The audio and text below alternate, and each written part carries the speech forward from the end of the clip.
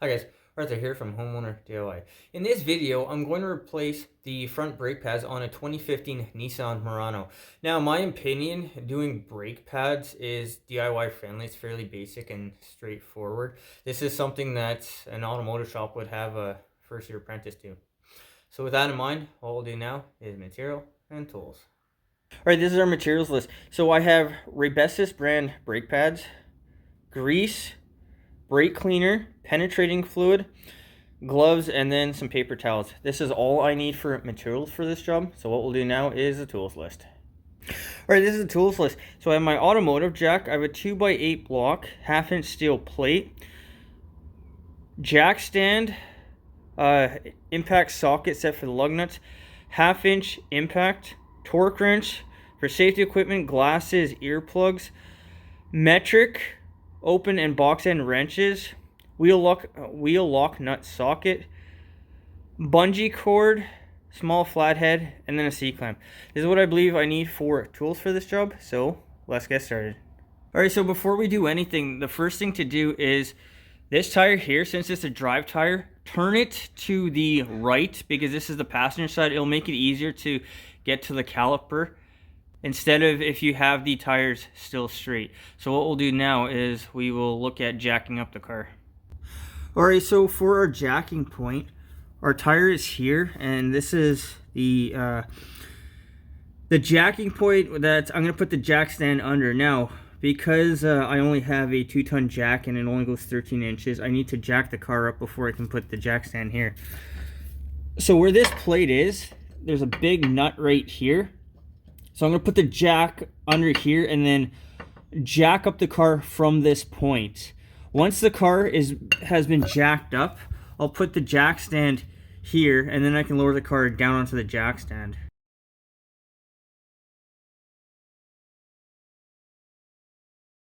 Alright, so I have the 2x8 block on the bottom. I've got my 1/2 inch steel plate. I got my jack stand.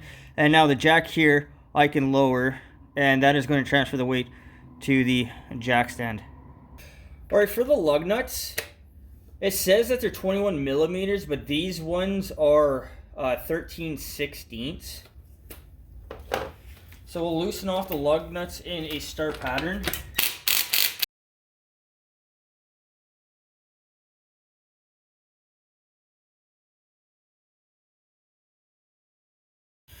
Alright, so we have 2 slide pin bolts, one here, one here. These are both 17 mil. So give it a little bit of penetrating oil. Alright, with the tire removed, the rotor here is free to move back and forth. So put a lug nut onto one of the studs and just tighten it down. That's going to keep the rotor in place. Also, this is the time to inspect the rotor for any pits, damage. Does it look warped or anything like this? This rotor looks like it's in great shape, so there's nothing that needs to be done here. Alright, we'll remove the slide pin bolts. So these are 17.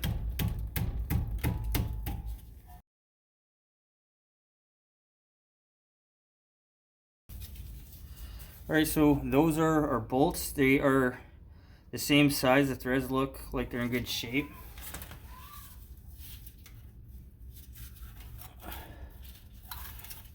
So we'll pick up the caliper, we'll move it out of the way. We'll take the bungee cord and then up to the spring for the shock is where we will strap up the caliper. So guys, make sure on the flexible brake line that you're not going to hang the caliper off of this because you can damage it. So inspect the boots, make sure everything looks like it's in good shape. Alright, so we'll take out the brake pads and then a couple clips. Alright, so we'll take our brake cleaner and then clean everything off and put on some safety glasses as well, because the last thing you want to do is get chemicals in your eye.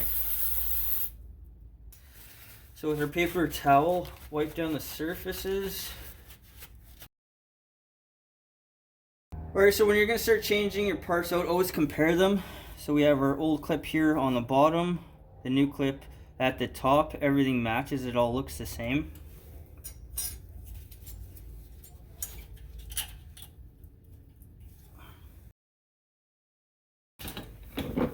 Alright, so for a comparison, that is the difference between the material left.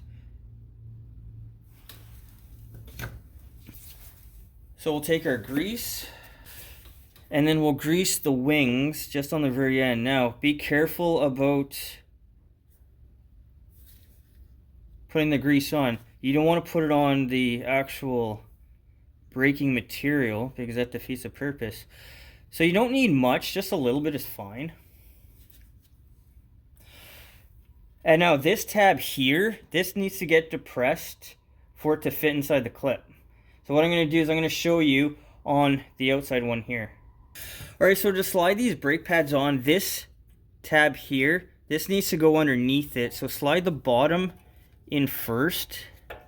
And now depress this down underneath the tab.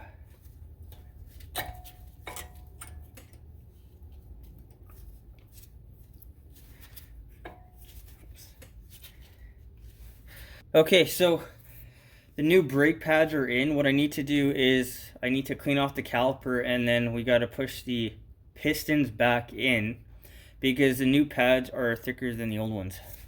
Okay, so we'll unhook the caliper. Take the bungee, put that off to the side. So with our caliper, first thing, take the brake cleaner and clean it off.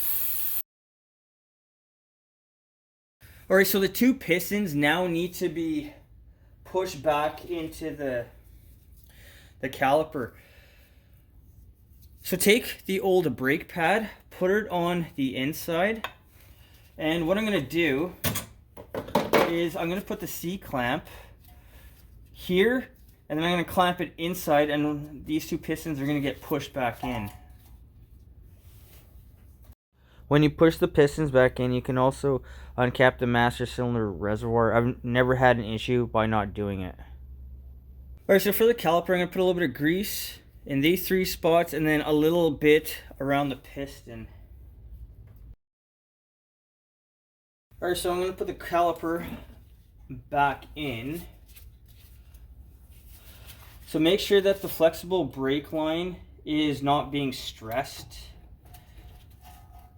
And then slide the caliper back inside. Alright, so we'll grab our two 17mm bolts, we'll put them back in. If you can't get the caliper back on, that probably means the piston hasn't been pushed in far enough.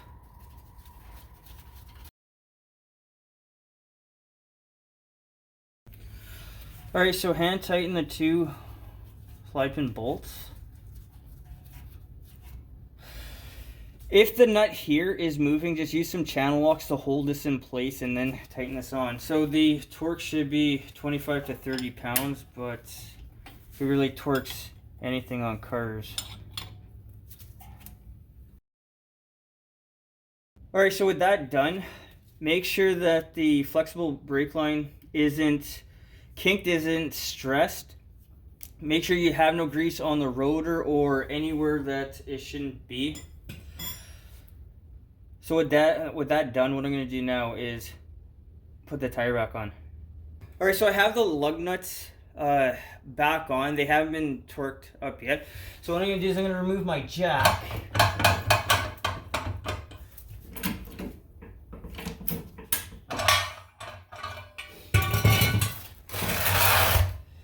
And now we can lower the car back down.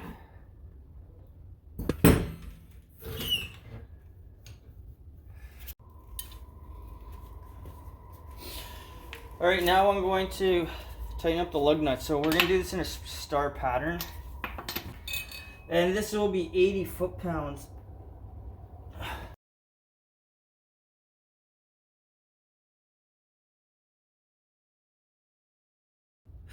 Alright, so that's it for the front pads for this car.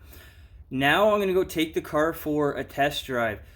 So you're listening for anything out of the ordinary. If you feel dragging, bring the car back right away. If anything feels out of the ordinary, bring the car back right away. But now is the time to go and do a test drive to make sure that everything seems normal. Alright guys, so that concludes this job. So I didn't run into any problems on this. Everything was actually in very good shape. It was fairly clean. So things went really smoothly on this. I'm very happy with it. The time on this job. The time was about an hour per side. Once again, I didn't run into any problems. Things went really well on this. Everything's in really good shape. This is one of the better jobs that I've had working on cars. The cost of this job. The cost was about $60. So that's for the brake pads, grease, paper towels, gloves, brake cleaner, and then the penetrating fluid. So when it comes to brakes, make sure that you take the car for a test drive. I mean, like I said, this is really, it's straightforward, but make sure nothing is dragging. I have ran into problems where a brake pad was dragging and actually wound up catching on fire later on. But if you take it for a spin and you don't notice anything, for the most part, you should be in good shape. Guys, I hope you enjoyed the video. I hope you learned something. I hope something here is going to help you on your project when you need to go ahead and do that. Guys, till next time, please hit the like button, subscribe, and I'll see you on the next project.